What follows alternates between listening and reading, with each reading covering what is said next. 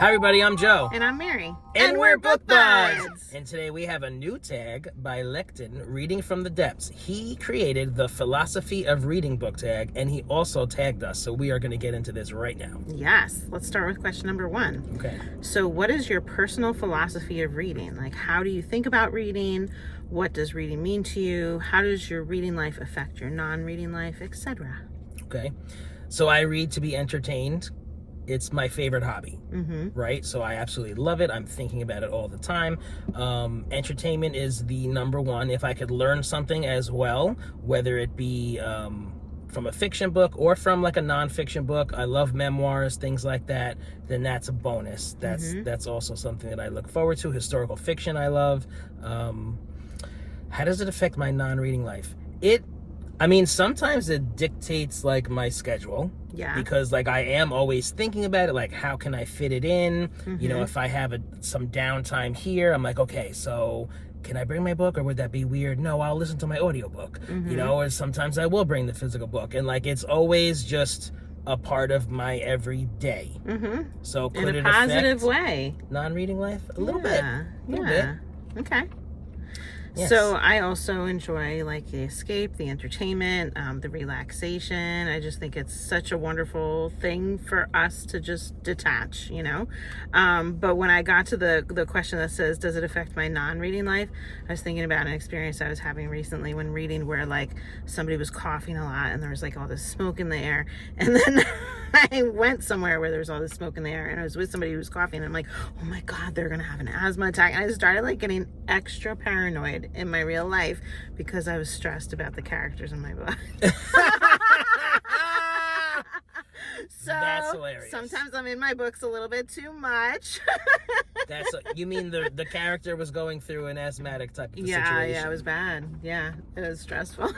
Oh, that's so funny. See, I kind of do that too with like my own life, like because I read all the thrillers. So I'm just like, is the door locked? Is the alarm on? Because if not, you know what's going to happen. Da da da da is going to come, and he's going to do da da da. Right. And normally my books are very like peaceful, and they don't get me stressed. This one particular time I was like stressed while I was reading it, and it just it contaminated. That's so funny. So the book that I figured like this is an example of how characters like fall into the stories, Land of Stories by Chris Colfer. So remember those? Yeah, so we have a brother and sister, and they fall into the actual fairy tale storybooks, and then are like a part of the story. So that's what I was feeling like in my head. I'm like, oh my God, I fell into this book. That is so funny. Yeah. I love it.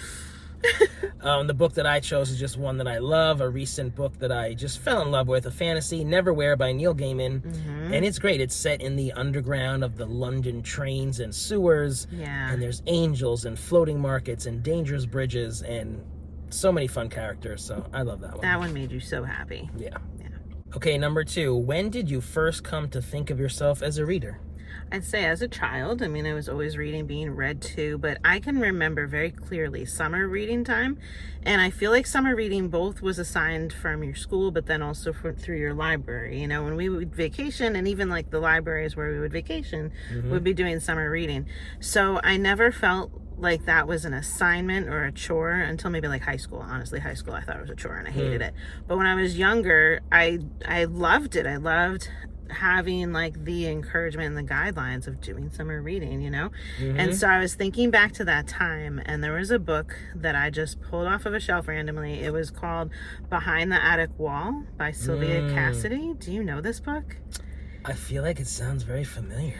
And it's stuck in my brain. I'm so glad I looked it up and found it. And I was like reading the blurb about it again. And I was like, yes, it was. So there's these dolls that are in the attic, and like they just kind of like come to life. And this kid I think she's maybe like staying in her aunt and uncle's, or something, like her parents died, and she's in with this grumpy aunt or something like that. She goes up in the attic and like has tea with these dolls that are like alive. Oh, it's not a scary situation. It is scary. Like, to me, like, I was young when I was reading it, and the idea that she was like alone in the attic and the dolls were alive was scary. But you know, she was chit-chatting with them and whatnot, and having tea, a spot of tea. And spoiler, I mean, it's a kid's book, so I'm going to spoil a little bit, but I think there was like somebody that ends up dying in the story, and they become a doll. And then like she's talking with them as a doll or something like that. Ooh, that's right? Scary. I'm stuttering. I know. That's freaky. I know. So like that one it stuck with me, and it was pretty young when I read that. So I might have to reread it now. We as an should adult. both read now that. I like found it again. That sounds fun. Yeah, I did a deep dive to try and find it because it's always lingered in my mind, and I was like, "What is that book?" So yeah, thank you for this tag question because it made me go dig that out. Lectin has the best questions. Yeah. Thought provoking. Yeah. Okay, how about you? What's your answer for this one? I mean, when do you start reading chapter books? 7, 8? Like, I feel like.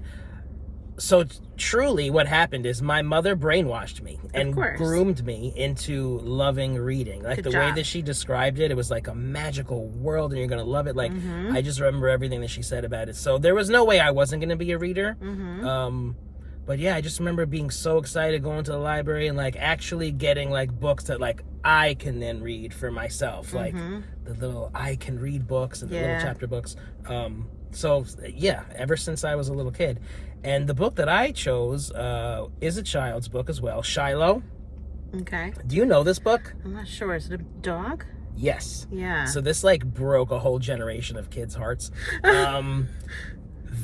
So this kid finds a beagle like hiding in the woods behind his house one day, and it turns out like his owner is like mistreating him and abusing him. So he takes the dog and he hides him away so that nobody can find him, and he like feeds him and takes care of him, and a lot of stuff happens. It's very like emotional and scary for like a young reader, and it does have a happy ending though. But it was just Shiloh, and he's a little beagle and he's so cute. I want to reread that. Can we reread these books, Mary? We can. Can we do a little project for ourselves? Yeah, middle grade March we should do it. Okay, there you go.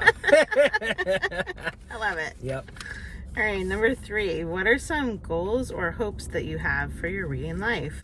Okay, so currently I'm just really trying to expand. I want to keep expanding. I want to challenge myself a little bit. I kind of read easy, shallow books. Let's just, a thriller is a thriller. Yes, there are different levels. There are some that are just like very easy and kind of cheesy, and there are some that are quite complex, and I like both. But and then I read some YA fantasy, whatever. But I want to continue with my Robin Hobb fantasy book, right? The Assassin's Apprentice. I'm gonna be finishing the 3rd book this fall. Well, starting it and finishing it. It's about 800 pages, which that's kind of new for me. So I'm really excited. I'll have finished the trilogy, and then I'm gonna move on to the 2nd trilogy. So the book that I picked for this is that one, Ship of Magic, and that's the 2nd trilogy. It's the Live Ship Traders trilogy, and I was reading about it to prep for this tag, and it sounds really good. It's like they use wizard wood to build a ship, and then the ship like is kind of like has its own like magic alive. That's cool. Yeah. So I'm like, ooh, I can't wait to get into this. And it sounds like, there is a lot of politics involved within the land and stuff like that. So it's, I don't know. It's just, I think we're going to continue to challenge me. Very cool. Okay. So I'm excited. Cool. So my goal is I don't ever want reading to feel like a chore. I want to always enjoy it. And I'd like to also like sometimes I read the more fluff stuff like you're saying, but I do like to be like intellectually challenged and engaged by a book too. I feel like it's good to have a mix of that within your reading. And so the book that I chose that I felt like characterized this a bit is Lessons in Chemistry. So this was like, I feel like you would call it a romance novel, but it's not your typical romance at all. It was like the main character was very odd. She had a very scientific mind. She approached everything in life breaking it down into chemistry. If she was baking, it was chemistry. If she was thinking about a relationship, it was chemistry. If she was trying to get a job, it was chemistry. Like it was so interesting to see the way that she thought things through. She was kind of peculiar. But so that book kept me like very intellectually stimulated, and it was not a chore. It was a joy. It was really a joy to read it because it did have like the romance line as well that kept it really enjoyable, but then it had some tragedy mixed in there, and it had parts that had me like laughing. It was such an unusual mix of things happening in this book. People like that book. Yeah. I'm glad I read it. You read that recently, right? Yeah. Okay, number 4. What is part of your current reading life right now that is important or exciting for you? I currently have very shared reading experiences with both my son and daughter. So they are each reading a book that I've already read, which I just love because, like, typically they're reading something and I feel like, oh, I have to read the book that they've been assigned or that they've chosen, so that I'm like reading alongside them. But both of their books are ones that mom previously read that I was like, oh, honey, maybe you'll like this one. Yeah. You know, so it's really cool. So my son, who's 13, is reading A Hitchhiker's Guide to the Galaxy. Really? Okay, that's different for him, no? It. Yeah, it is different for him. I've been trying to figure out what direction to take him lately. He's 13. He's kind of like, I want him to move up from things like Dogman and whatnot. And he was reading Harry Potter, so he's able to read like the really thick books, but he does like the silly factor, you know? So the Hitchhiker's Guide was like perfect. Okay. So we've got the book that's got the Hitchhiker's Guide and then all the ones that follow it all contained in the same book together. So he's already moved on to the second one, The Restaurant at the End of the Universe. And it's cute because he'll stop and like ask me questions about the weird words that they use and everything else. So I'm enjoying like the experience of being the expert in the situation, like consulting with them on a book that I already know. And then my daughter, who's 16, she's been reading the Cursebreaker series by Bridget Kemmerer. Okay. So she's on the third book of the series, A Vow So Bold and Deadly, and she just loves it. She's like always reacting and slamming the book and oh my god. Okay. So it's a very cute, rewarding experience for me. So she took that recommendation from you? Yeah. Okay. Does that happen often? It's happening more With now. her? I feel like she wants to read what she wants to read. This is newer. Yeah, that's awesome. Yeah, that's exciting. I'm really happy. How about you? Okay, so I'm excited because of the time of year. So last year, I read 3 Stephen King novels. I read Pet Sematary, Misery, and Salem's Lot.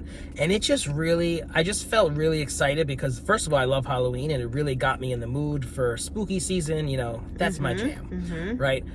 So that was number 1. Number 2 is that I just really want to read more Stephen King and find Stephen King books that I enjoy. Yeah. Because some I don't.